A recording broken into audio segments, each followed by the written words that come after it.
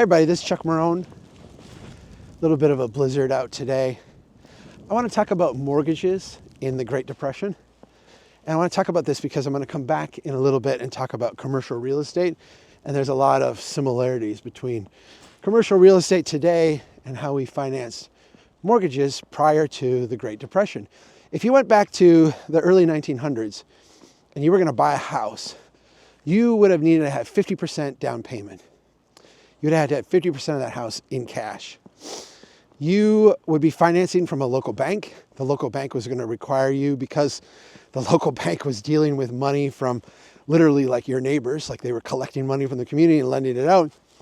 They had to have a big buffer. They wanted to make sure you weren't going to walk away from that loan, because no one was going to bail out the local bank. And even more so than that, no one was going to put money in the bank if they were making risky loans. So 50% down.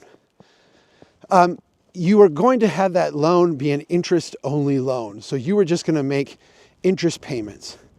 And then the term would be something like 3 years or 5 years, at which point a balloon payment would be due. Now, generally, you would try to pay off this loan, right? You try to pay it down. But the reality is that most people would get to the end of the loan and they owed something, right? They would roll it over. And the idea was, as long as you had 50% equity, you could roll that loan over and continue to pay interest. Well, in the Great Depression, prices dropped for houses, right? Prices went down. Let's say you had a $1,000 house, which was a little bit high for then, but let's say that you had a $1,000 house. You had $500 in cash in your loan, and you borrowed $500.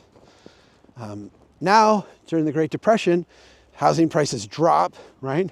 High unemployment, great dislocation, lots of houses on the market, housing prices drop. The house is now worth $800 instead of $1,000. When your loan comes due, you'll say, well, I'll gladly refinance this thing. I'll gladly roll it over. And the bank says, sure, we'll do that. But instead of lending you $500, which is what you owe on your balloon payment, we're only going to lend you $400 because that's half your equity. That's 50% down. You need to come up with $100 with cash right now, today, in order to keep your home. Lots of people couldn't do that.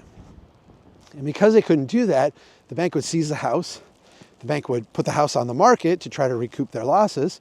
And of course, more houses on the market, in a market where people weren't buying, made prices go down further and further. This is what, in economics terms, is known as a deflationary spiral. The federal government stepped in. This was the New Deal. Stepped in with all kinds of products to try to secure that market. They provided insurance to banks. They helped take some of those foreclosed loans off their books. They refinanced them with longer terms and fixed payments and amortized them out instead of interest only.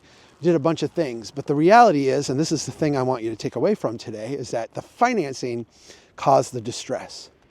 The way these things were financed, because they had local banks involved, they needed to be short-term, because banks can't take long-term interest rate risk. They needed to have high down payments. And as they rolled over, it created this tension situation that had to be resolved.